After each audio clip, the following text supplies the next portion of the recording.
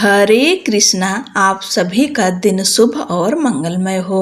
आप सभी को सफला एकादशी व्रत की ढेर सारी शुभकामनाएं।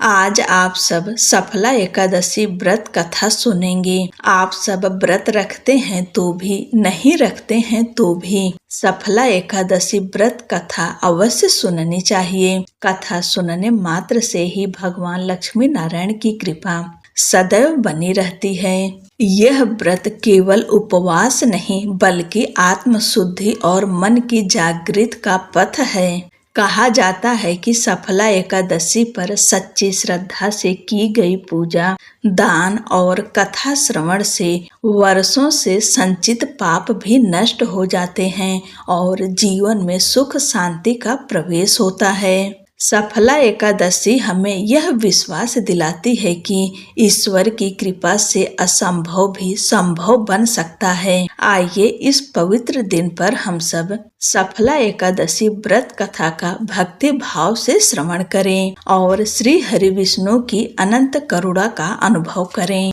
महाराज युधिष्ठिर ने पूछा, हे जनार्दन, पौष कृष्ण एकादशी का नाम क्या है? उस दिन कौन से देवता का पूजन किया जाता है और उसकी क्या विधि है? कृपया मुझे बताएं।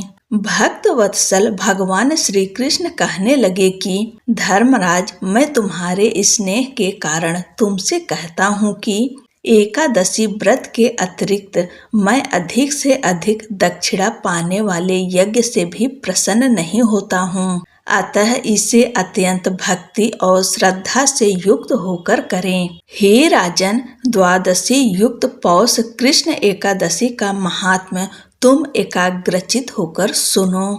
इस एकादशी का नाम सफला एकादशी है। इस एकादशी के देवता श्री नारायण हैं। विधि पूर्वक इस व्रत को करना चाहिए।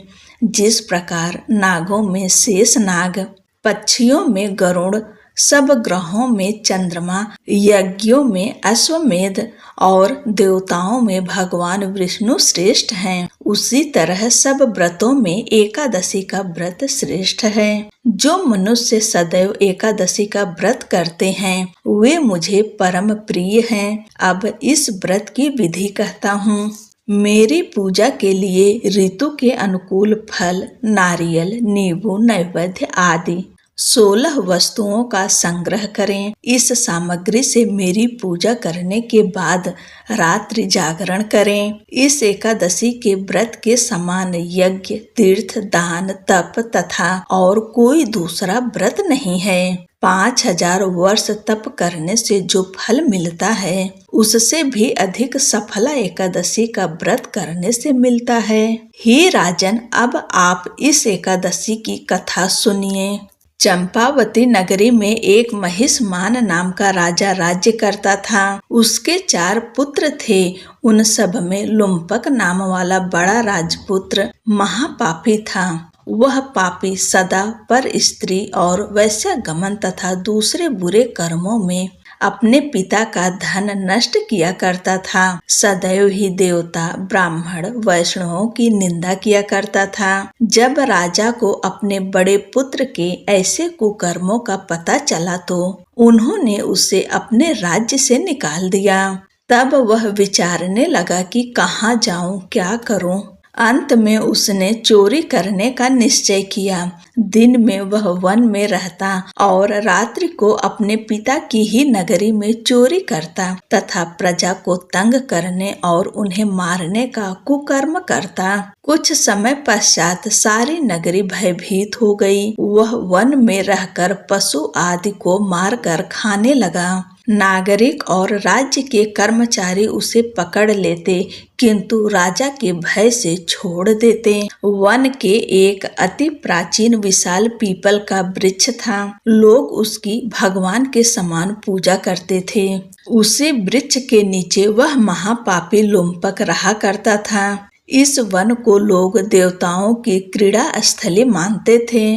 कुछ समय पश्चात पौष कृष्ण पक्ष की 10वीं के दिन वह वस्त्रहीन होने के कारण शीत के चलते सारी रात्रि सो नहीं सका, उसके हाथ पैर अकड़ गए। सूर्योदय होते होते वह मूर्छित हो गया। दूसरे दिन एकादशी का मध्याह्न के समय सूर्य की गर्मी पाकर उसकी मूर्छा दूर हुई। गिरता पड़ता वह भोजन की तलाश में निकला। पशुओं को मारने में वह समर्थ नहीं था, अतः पेड़ों के नीचे गिरे हुए फल उठाकर वापस उसी पीपल वृक्ष के नीचे आ गया। उस समय तक भगवान सूर्य अस्त हो चुके थे। वृक्ष के नीचे फल रख कर कहने लगा, हे भगवान, अब आपको ही अर्पण है ये फल, आप ही तृप्त हो जाइए। उस रात्रि को दुख के कारण रात्रि को नींद नहीं आई।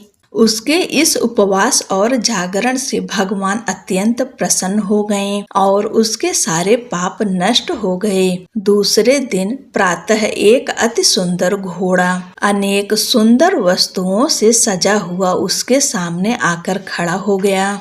उसी समय आकाशवाणी हुई कि हे राजपुत्र, श्री नारायण की कृपा से तेरे पाप नष्ट हो गए। अब तू अपने पिता के पास जाकर राज्य प्राप्त कर।